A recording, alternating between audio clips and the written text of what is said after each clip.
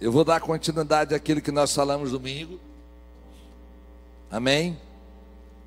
E eu coloquei essa mensagem, o caminho dos que querem andar em vitória.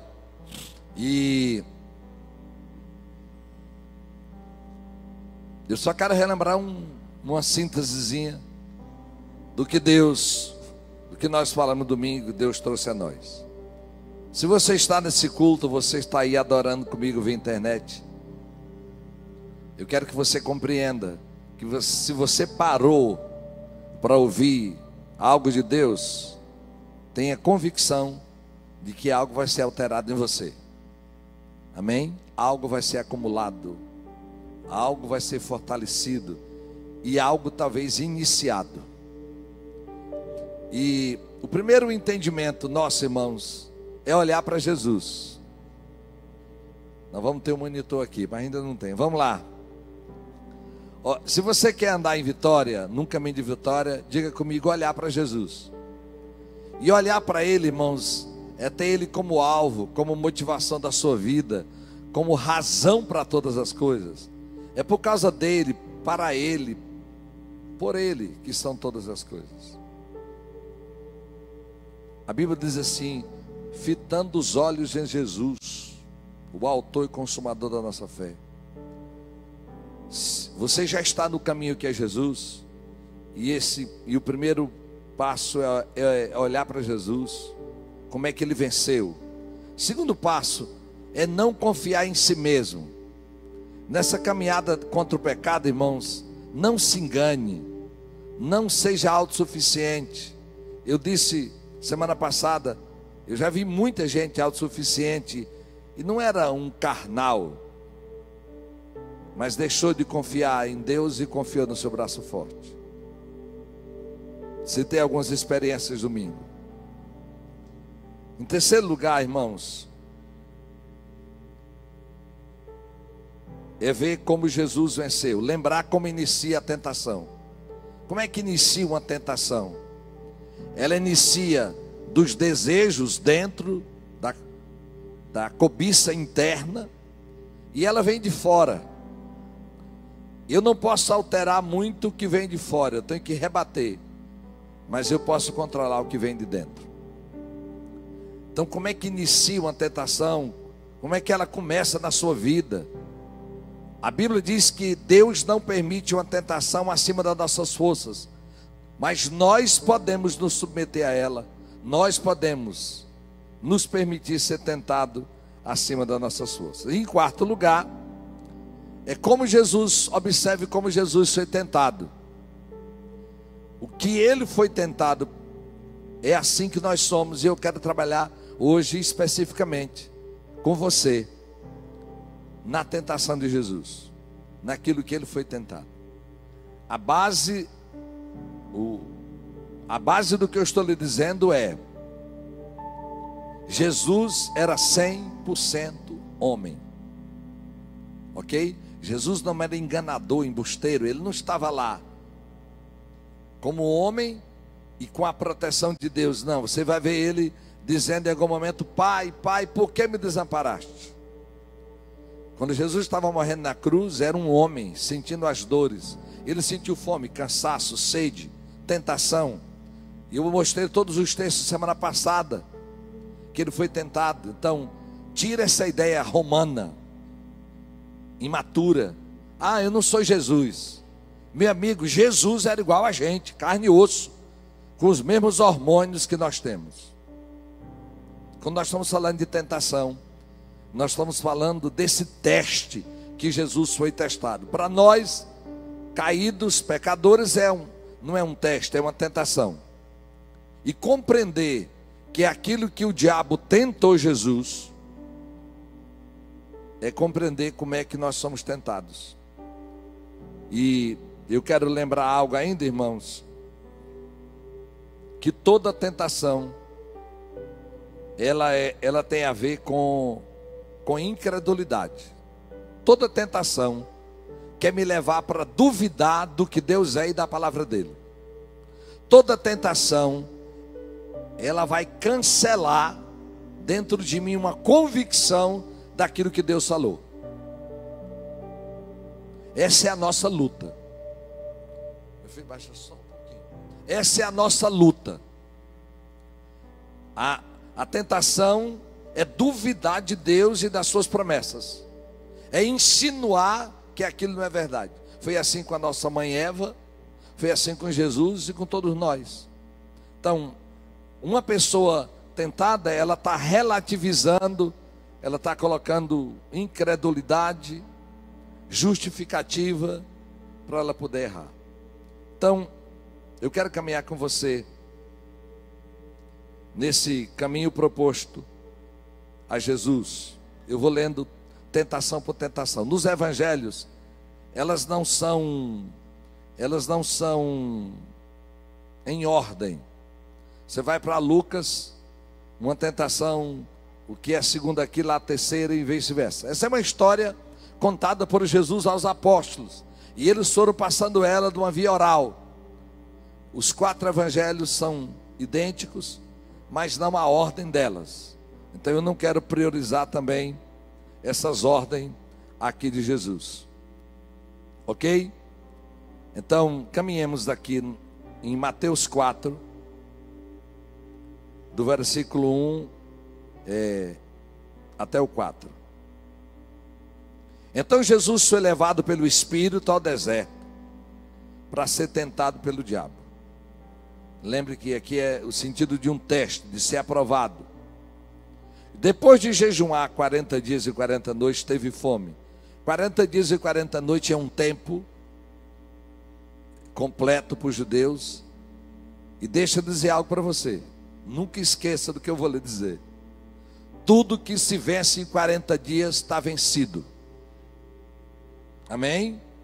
Tudo que se vence em 40 dias está vencido. Aquilo não tem mais o poder de me dominar. Porque Jesus dominou, glória a Deus, Jesus dominou o diabo. 21 dias é bom, mas tudo que em 40 dias, qualquer vício, qualquer tendência, qualquer comportamento, você volta se quiser. Diga para quem está ao seu lado aí, escutou? Se Jesus venceu o diabo, imagina eu e você podemos vencer qualquer coisa. Aliás, irmãos, tudo que a gente consagra a Deus perde o poder na vida da gente. Parte da liderança da igreja sabe como nós consagramos arroz durante 9 meses. E maranhense, a gente ama a Deus e quase que adora arroz. Então, a gente adora a Deus e ama muito arroz. A partir dali, irmãos, ficou fácil.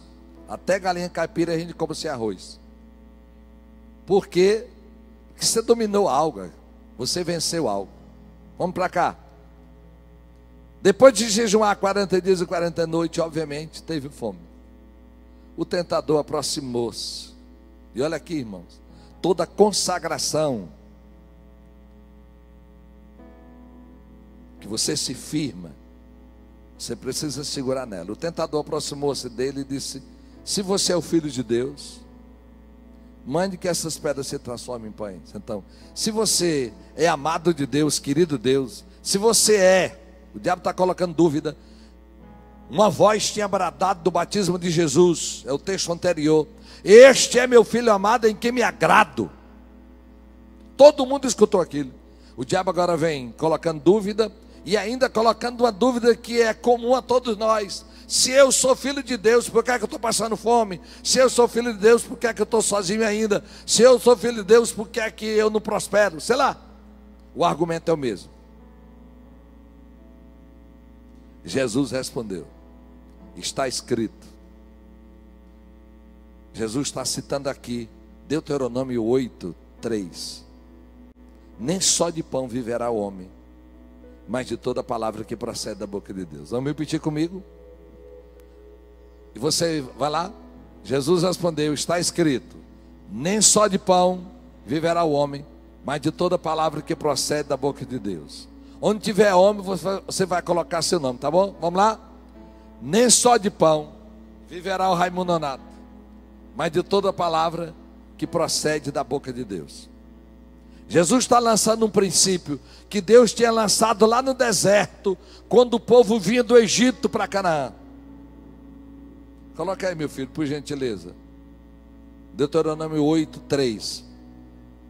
O povo estava no deserto, passando muita necessidade. E o Senhor falou para eles. Foi onde esse versículo foi citado, mostrando que eles estavam com ele, que eles tivessem calma. Assim ele os humilhou e os deixou. Assim ele os humilhou e os deixou passar fome, mas depois os sustentou com maná, que nem vocês nem seus antepassados conheciam, para mostrar-lhes que nem só de pão viverá o homem, mas de toda palavra que procede da boca de Deus. Irmãos, a segunda base de Jesus na tentação, olha aqui para mim, é que Jesus sabia de Bíblia.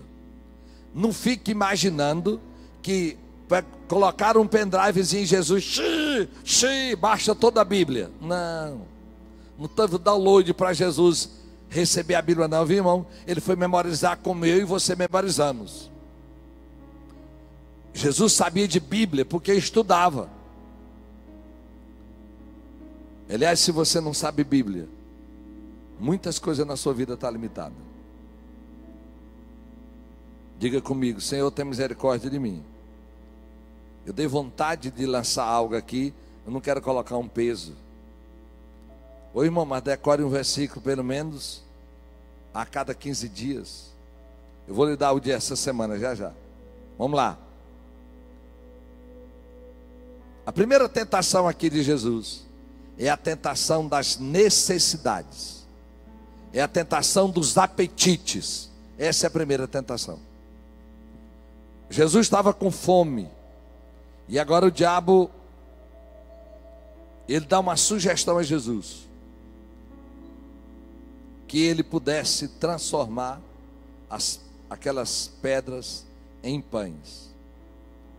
Irmãos, ele estava com fome. E eu sei que essa é a primeira tentação que chega. É a tentação do meu corpo.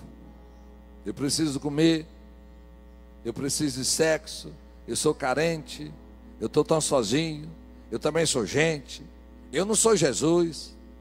Já escutei demais. Quando estamos conversando com alguém, pastor, mas eu não sou Jesus. Criatura, o Jesus que é nosso exemplo foi gente como a gente. Irmãos, quando Jesus disse ao diabo que nem só de pão vive um homem, quer dizer assim, nem só para suprir suas necessidades vive uma pessoa, mas ela vive de tudo aquilo que sai da boca de Deus.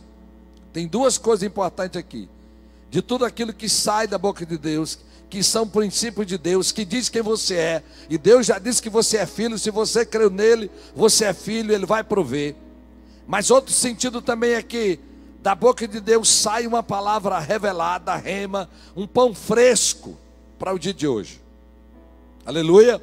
Algo que eu vou, no meu momento com ele, em que eu vou orar, que eu vou ler a palavra, ele vai me dizer algo que talvez não está escrito aqui, mas não é contraditório o que está escrito, mas é pessoal. Nem só para suprir necessidades vive uma pessoa. Eu disse no culto amanhã de um exemplo de uma intercessora, a irmã Isabel. Ela morreu o ano passado com 107 anos. E ela narrava uma experiência muito forte na vida dela. Ela era lá do Lago dos Rodrigues, depois do Lago da Pedra, no interior do sertão. Isso há, sei lá, 60 anos atrás, há muito tempo. E quando ela aceitou Jesus, virou comprometida com Jesus, o marido dela disse para ela: tu só tem duas escolhas, ou eu te mato ou eu te largo. Ela tinha 2 filhas, 2 crianças, e ela disse: tu escolhe.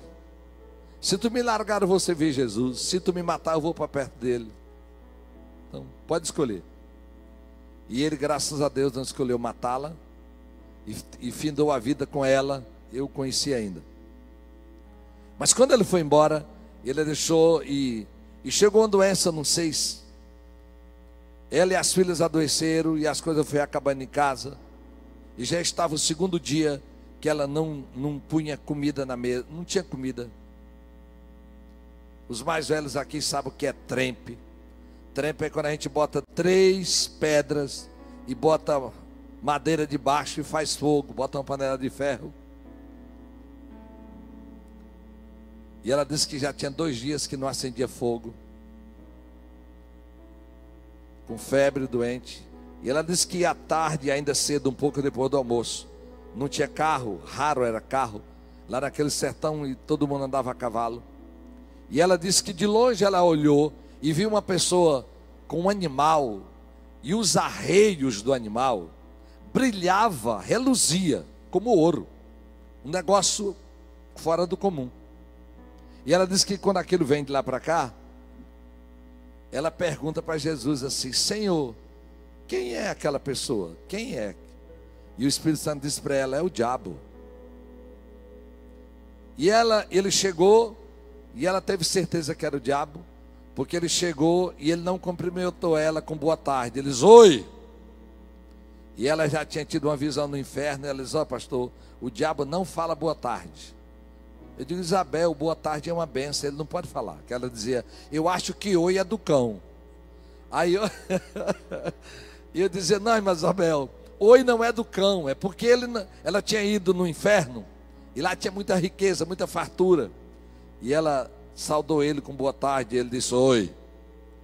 E eu digo: mas Isabel, boa tarde é uma benção, o diabo não pode abençoar. Então quando ele chegou, ela teve a comprovação que era ele. Oi, eu vim aqui para você rezar. E ela disse: moço, eu não rezo mais, eu agora oro. Não, eu não rezo mais. E ele passou, ousado, chegou na cozinha dela e nas trempes, e diz: tem mais de 2 dias que não acende fogo aqui. Ela diz: eu estou doente, meu marido foi embora.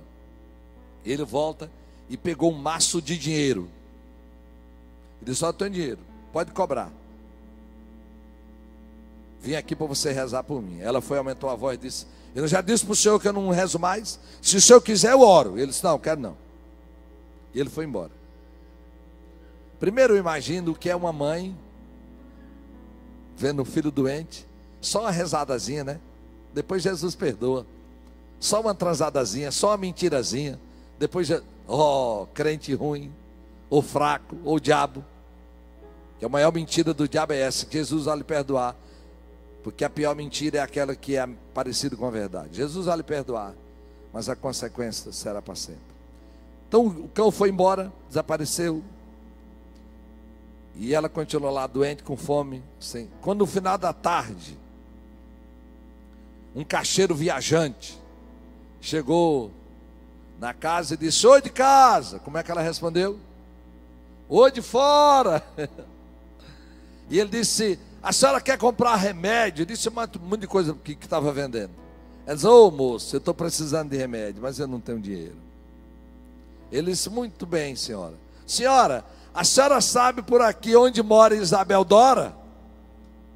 Ela disse: sou eu. Ele disse: paz do Senhor, irmã. Eu venho lá da atriz dela. O pastor disse: se eu viesse por onde cá, eu tinha a casa de uma crente para me hospedar. Enfim, ele entrou, foi comprar comida, ele deu remédio, passou 3 dias, querosene, tudo que precisava. Diga glória a Deus.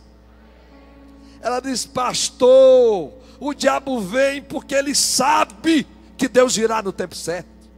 Ele vem antes para tentar dar o que você está precisando de uma maneira errada, porque Deus virá no tempo certo com o que é correto. Impressionante, irmãos. O diabo sabe mais do que eu e você que Deus vai lhe suprir na sua necessidade, na sua cura. Ele sabe. E ele vai tentar mandar alguém, vai enviar alguém para tentar lhe atrapalhar. Diga comigo: eu não vivo para suprir minhas necessidades. Eu vivo de tudo que sai da boca de Deus. O que é que Deus diz para você, moço? O que é que Deus diz para você? Viva com isso. É isso que vai lhe conduzir. Comer muito ou pouco, Não vai fazer diferença. Aliás, irmão, nós nunca comemos tanto. Nunca tivemos tanta comida. Basta olhar como está todo mundo gordo. Começando pelo pastor. Olha, uma luta.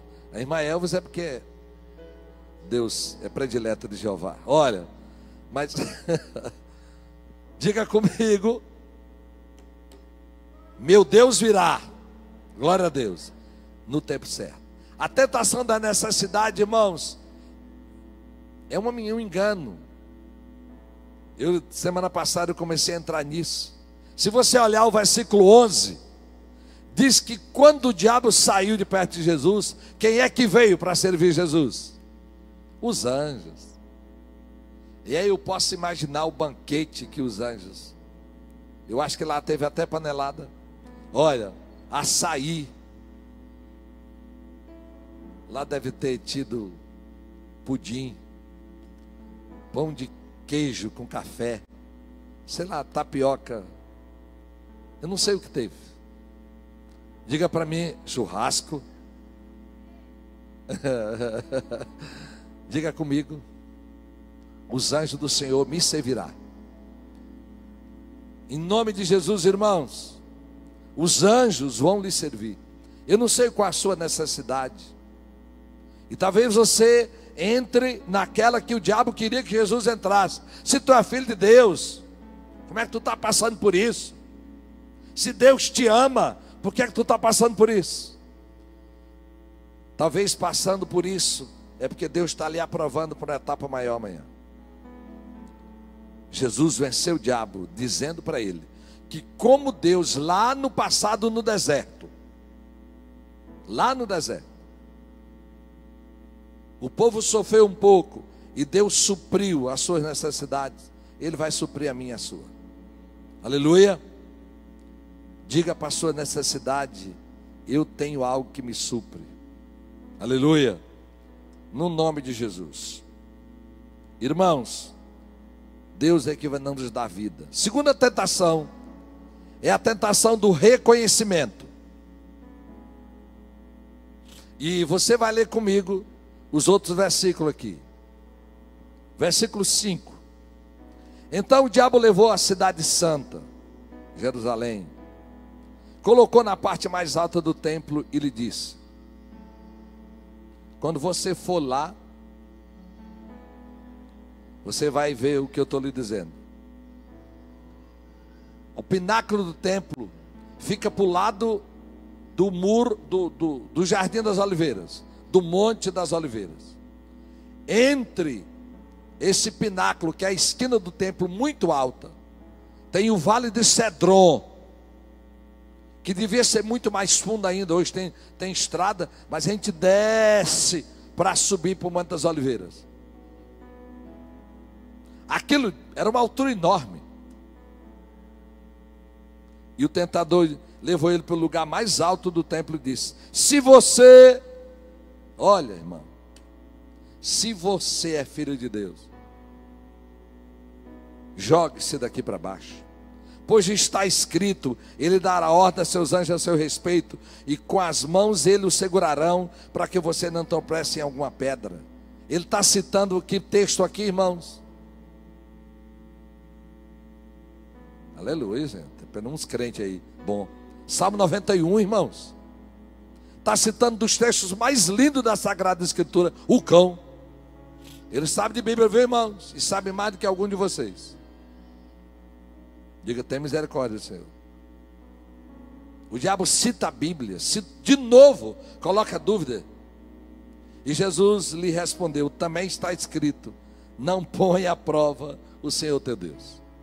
Irmãos, o que Jesus precisava agora, lembre que essa tentação foi o batismo, e aí Jesus foi levado para o deserto, e na volta ele vai chamar os apóstolos, começa o ministério. O que o diabo queria era dar para Jesus uma maneira dele ser reconhecido. Mas irmãos, ia ser reconhecido por uma obediência ao diabo e não pelo método natural.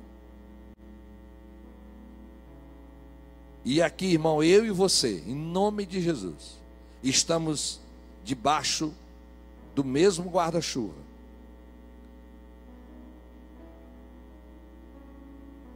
Nós precisamos de reconhecimento. Todos nós precisamos. Trabalhamos com igreja em células, levando que honre, que torne a gratidão, torna mais leve a caminhada. Mas, irmãos, cuidado para que esse reconhecimento não seja algo que Deus não quer. É possível, irmãos, que quando Jesus se lançasse de lá, que os anjos aparassem, a gente não sabe se tinha gente no Monte das Oliveiras, não sabe, mas ia ter gente para ver. Todo mundo ia crer que Jesus era filho de Deus. Jesus não precisaria fazer muita coisa, andar a pé pela Judéia. Irmãos, ia dar certo, mas não era certo. Nem tudo que dá certo é certo. Diga comigo, nem tudo que dá certo é certo. E por que estou dizendo isso com você, irmãos? E você que está em casa.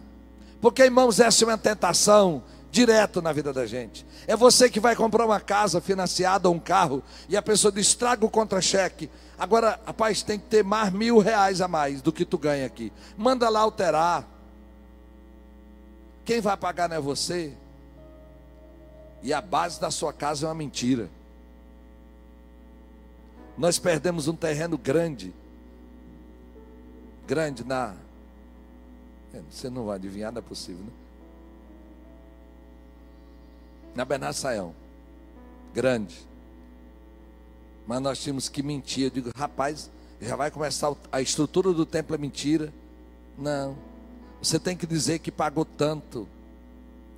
Irmãos, eu sei que você, pastor, é tanta coisa errada, irmãos. Mas em nome de Jesus, se algumas coisas são erradas, irmãos, você não vai ter autoridade para ajoelhar e dizer, Jesus, o Senhor me deu isso, agora o Senhor me ajuda. Você não vai. Porque algumas coisas deu certo, mas não é certo. Irmão, isso vai da pequena a grande coisa. E olha aqui para mim, irmãos, nem tudo que é legal é moral. Nem tudo que é legal é moral. Isso é uma luta nossa. E eu estou debaixo desse mesmo guarda-chuva com você, porque sou homem. Quando a vacina chegou em Imperatriz, eu podia estar entre as primeiras pessoas a ser vacinadas, que era os idosos e quem cuidava de idosos. Eu sou presidente do lado do idoso. Irmão, eu podia estar lá vacinando. Meu irmão, mas eu não estou lá. Não é eu que estou lá toda semana. Eu não vou lá toda semana.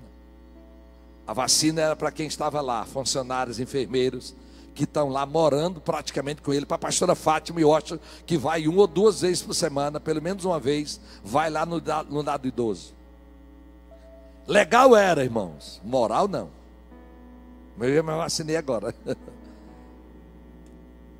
E você, irmão, sabe por quê? Tem tanta gente com pressão alta, com diabetes, com tanta desgraça. É porque a consciência não tem paz.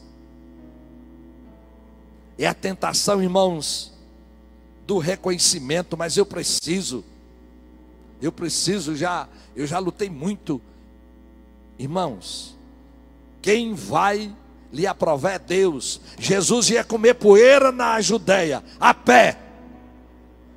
E o Senhor o estabeleceu naquilo que Ele é. Tem um processo que talvez não seja bom, mas um processo que você não vai ter vergonha de falar dele amanhã.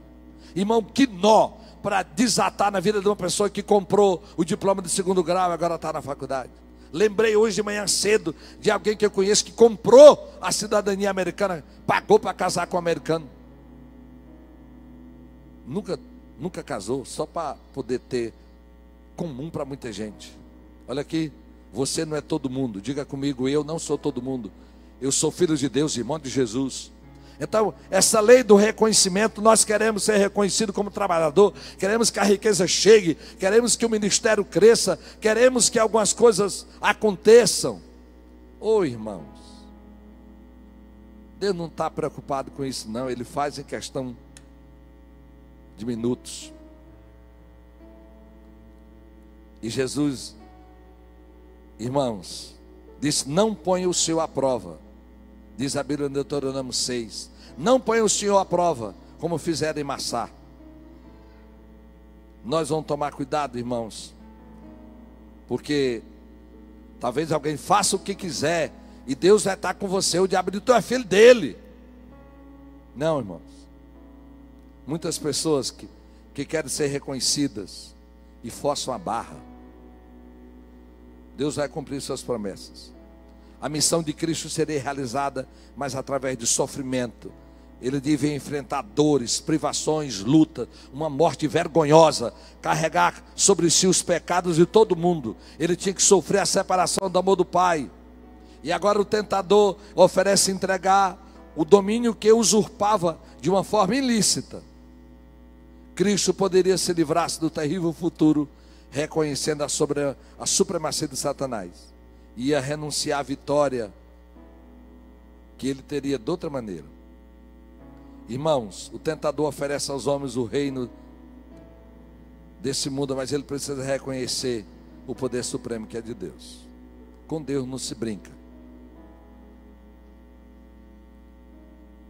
Às vezes eu já vi alguém dizer algumas frases quase exageradas. Irmãos, nós não precisamos provar pelo sobrenatural que somos de Deus, não. Aliás, o diabo imita todas as coisas sobrenaturais, ele só não imita caráter. Então, por favor, o tempo do reconhecimento vai chegar. Aleluia. Se não chegar na terra, a eternidade, nunca se enganou. Nunca se enganou. Essa é uma tentação constante. Terceira tentação é da ambição, é a mais pesada. Olha o que o diabo diz no versículo 8. Depois o diabo levou a um monte muito alto, e lhe mostrou todos os reinos do mundo e seu esplendor. Ele disse: tudo isso lhe darei, se você se prostrar e me adorar. É infeliz. Jesus lhe disse: retira-te, Satanás, porque está escrito: adore o Senhor seu Deus e só a Ele preste culto. De novo cita a Bíblia. Irmãos, essa é a tentação mais pesada. É a tentação da ambição. Os reinos do mundo estavam na mão do diabo. A terra foi criada por Deus, mas ele constituiu aqueles homens. Imagine, irmãos, o que Jesus mais precisava era de cada rei, cada príncipe trabalhando por o evangelho. Aliás, irmãos, 300 anos depois, o maior império do mundo se rende a Jesus. O imperador Constantino se converte. Aleluia. O que o diabo estava tentando dar para Jesus, ele sabia que o evangelho ia conseguir. A idolatria da ambição. Não importa o que eu faço, eu vou alcançar meu objetivo. O fim justifica os meios. Pode não ser correto, mas eu quero tal coisa. Não, irmãos. Os fins nunca justificam os meios que nós estamos trabalhando. Nós somos cristãos. Em nome de Jesus. Você vai mandar Satanás retirar da sua vida. Que ele saia da sua vida. Porque Jesus tem uma vitória completa amanhã. Resista a ele. Jesus disse lá em Tiago 4, 7 e 8. Coloque aí, meu filho. Tiago 4, 7 e 8. Jesus, não. O texto diz assim: portanto, submetam-se a Deus. O sub na língua portuguesa é abaixo. Então, se submeta a Deus. Resista ao diabo e ele fugirá de vós. Aproxime-se de Deus e ele se aproximará de vocês. Pecadores, limpe as mãos. E vocês que têm a mente dividida, purifiquem o coração. Coloque o 7, meu filho. Vamos lá de novo. Portanto, vamos lá repetir comigo. Portanto, submeta-se a Deus, resiste ao diabo e ele fugirá de vós. Irmãos, a terceira tentação não se vence, e nenhuma delas de uma forma passiva, mas a terceira é muito importante. Se você não coloca Deus no lugar de Deus, se você não se submete a Ele, você vai ter dificuldade de resistir ao diabo. Aonde Jesus está estabelecido na sua vida, é fácil resistir. Essa terceira tentação do diabo, irmãos, é do trono. Quem manda na sua vida, quem lhe dirige, quem lhe governa, quem é o Senhor da sua vida. Em nome de Jesus, irmãos, há muita tentação nesse mundo, o dinheiro. E a gente sabe, alguns momentos desanimamos de tanta corrupção, de tanta perversidade, de tanta maldade. Mas desculpe, olha aqui, o pecado dos outros não pode desestimular você. A desonestidade das pessoas não pode tornar você desonesto. Você sabe que quem planta vai colher. A Bíblia diz que terrível coisa é cair na mão de Deus vivo, porque aquilo que o homem semear, ele vai colher. Irmãos, a colheita virá. Há coisas pesadas demais nessa cidade que você não sabe, ou alguns sabem. E a colheita chega, viu, irmãos? A colheita chega. A plantação é opcional, a colheita não. Por isso, aqui é o trono, quem manda na sua vida, a quem você se dobra, a quem você se ajoelha, esse é o seu Deus. Ele não pode ser o dinheiro, não pode ser a fama, não pode ser o reconhecimento, não pode ser outra pessoa. Quando eu decidi conversar sobre as 3 tentações de Jesus, é porque nós somos tentados nela todos os dias. E como ele vencer, nós podemos vencer. Aleluia. Em nome de Jesus. Irmãos, quem vai nos promover, quem vai nos fazer crescer é o Senhor. Então a primeira tentação é das necessidades, dos apetites. A segunda tentação é de reconhecimento. E a terceira é a tentação da idolatria. É a tentação mais pesada. É a tentação da ambição. Irmãos, você pode querer ter tudo, não é pecado. Mas o meio precisa ser o meio lícito. Eu sei que talvez você, no outro lugar, pudesse ganhar dinheiro mais rápido e fácil.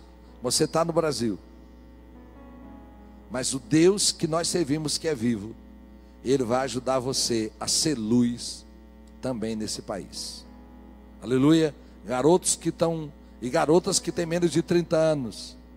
Você não está sendo discipulado por pessoas desonestas. Você está ensinado em um lugar de honestidade. E nessa honestidade é que nós vamos caminhar.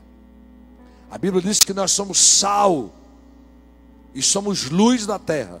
A igreja é uma contracultura. A igreja tem valores, ideais que parece que são irreais. Mas a igreja tem perseverado durante os séculos. Ela sempre vence. Aleluia. Jesus, o Espírito Santo de Deus diz em 1 João que não ame o mundo nem aquilo que no mundo há. A cobiça dos olhos, o desejo da carne, o desejo dos olhos, o desejo da carne, tudo passa. Mas aquele que faz a vontade de Deus permanece para sempre. E não permanece só a gente não, nossa descendência também. Em nome de Jesus, nós vamos vencer, porque Jesus venceu por nós. Aleluia. O cristianismo é algo possível diante de Deus. Por isso você que está em casa, eu não sei que tentação você está passando hoje, mas se não passou, vai chegar amanhã. Elas vão chegando em cada tempo da vida e elas se renovam. Mas em Deus nós vamos vencer. Vamos se colocar em pé.